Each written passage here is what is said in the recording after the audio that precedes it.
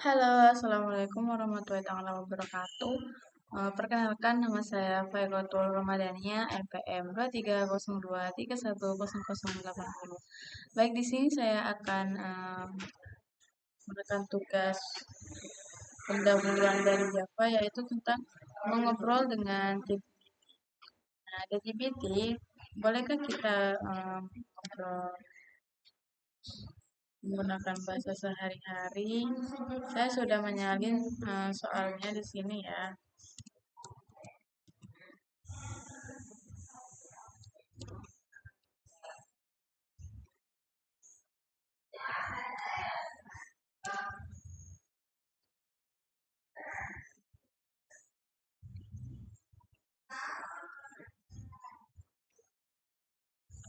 Bentar.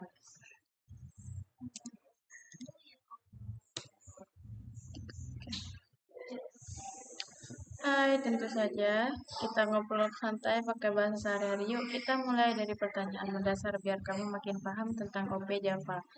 Nah, yang pertama, apa itu sih yang dimaksud dengan OP, Object Oriented Programming di Java? Apa itu kelas dan objek dan gimana cara bikin keduanya di Java? Apa fungsi dari konstruktor dan apa bedanya dengan metode biasa? Kenapa konstruktor sering dipakai buat inisialisasi objek? Apa itu inheritance di Java dan kenapa penting dalam OP? Gimana cara bikin kelas subclass yang mewarisi kelas induk? Apa bedanya antara keyword super dan this? Gimana cara override metode di subclass dan kenapa itu sering dilakukan? Nah, coba kita tanyakan yang ini.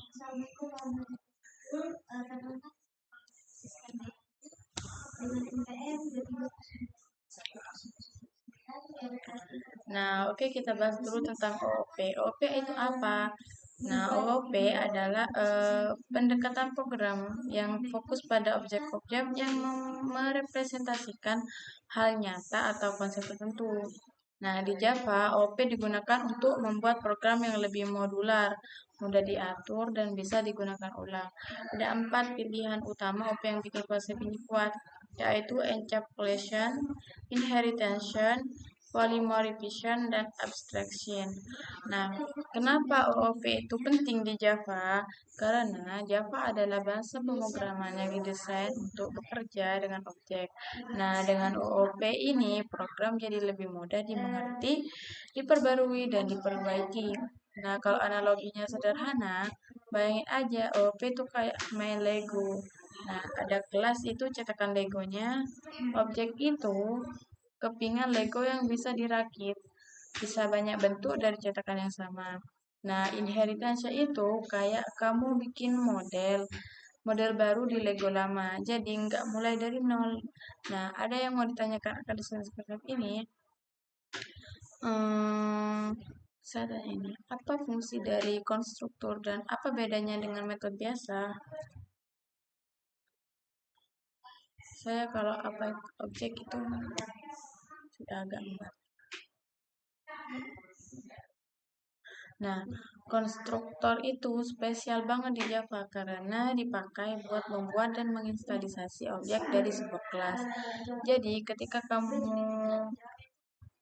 bikin objek baru pakai keyword new, konstruktor akan langsung dipanggil secara otomatis.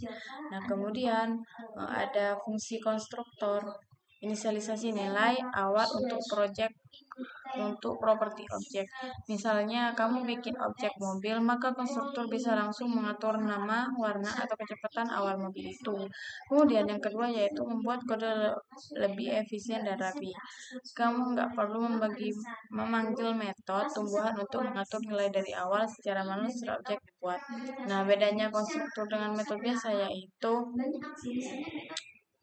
kalau aspeknya itu sama dengan nama kelas. Nah, kalau metode biasa itu bisa punya nama apa aja. Jadi, kalau konstruktor itu namanya sama dengan kelasnya. Tapi kalau metode itu bebas mau dikasih nama apa aja gitu.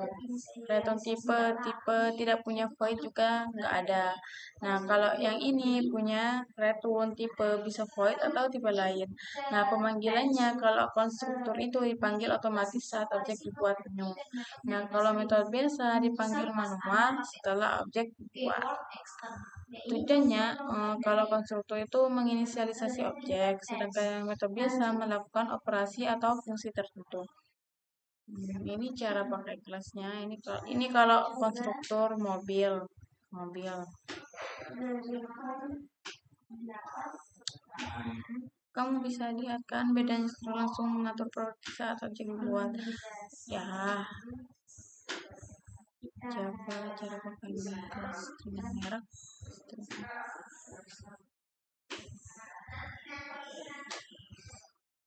Beda kan?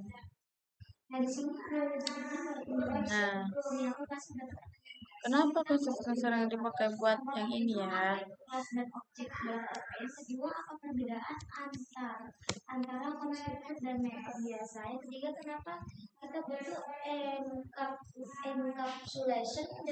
Nah, konstruktor itu sering dipakai untuk inisialisasi objek karena otomatis dipanggil saat objek dibuat secara yang seperti tadi ini.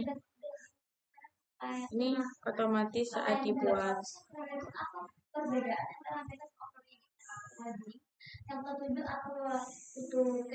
Yang kedua yaitu memberikan nilai awal untuk properti.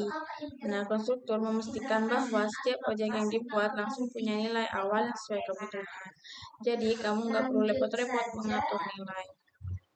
Nah, yang ketiga yaitu menghindari error dari objek tidak terinisialisasi. Yang keempat yaitu konsisten dan memudah pengelola kode. Nah, ini contoh reliefnya. Bayangin kamu mau bikin akun pengguna di aplikasi langsung masukkan data penting seperti nama, email. Nah, kesimpulannya adalah konstruktor itu kayak stick pack buat objek. Dia ngebantu banget biar setiap objek yang dibuat udah siap dipakai dengan nilai-nilai yang sesuai. Nah, apa yang mau ditanyakan lagi? Ini baterainya sudah kritis ya.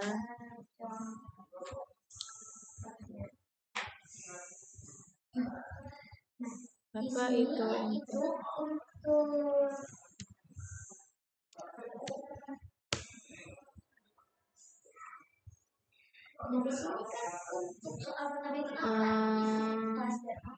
Apa itu inheritance di Java dan kenapa penting dalam OP? Nah, Java adalah konsep di mana sebuah kelas bisa mewarisi properti dan metode dari kelas lain Indo atau superkelas. Dengan inheritance, kamu bisa bikin kelas baru tanpa harus mengulang kode yang sudah ada di dalam kelas. Apa sih yang bisa diwarisi? Nah, seperti properti, variabel yang dikelaskan di superkelas, metode-metode fungsi yang dikelaskan di superkelas. Namun ada beberapa aturan properti dan metode non-akses modifikasi tidak ada. Aduh. Nah, soal yang terakhir yaitu gimana cara operate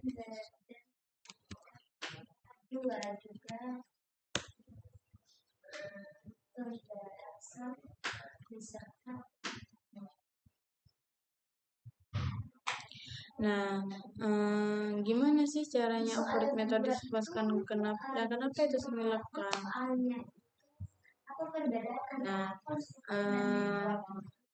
metode operate di Java adalah teknik di mana subclass menyediakan implementasi baru untuk sebuah metode yang sudah ada di superclass operate. Nah, operate ini membuat subclass menyesuaikan perilaku metode agar sesuai dengan kebutuhannya sendiri. Nah, cara operate metode yaitu gunakan nama metode parameter pada return tipe yang sama persis dengan metode di superclass. Tambahkan anotasi override di atas metode yang di override opsional, tapi tidak sangat disarankan untuk menghindari kesalahan. Ini contoh-contohnya. Nah, aturan penting untuk override yaitu aksesibilitas metode di subclass tidak boleh lebih restriktif dari superclass. Misalnya protect tag tidak bisa diganti di privat. Kemudian kesimpulannya adalah method of reading itu penting banget dalam OP karena memberikan fleksibilitas untuk menyesuaikan perilaku metode sesuai kebutuhan kelas, mendukung politik yang mempermudah pengelolaan hierarki kelas. Ada yang baik, mungkin itu saja dari penjelasan saya dan pertanyaan saya tentang seperti kurang lebihnya mohon maaf. Wassalamualaikum warahmatullahi wabarakatuh. Terima kasih.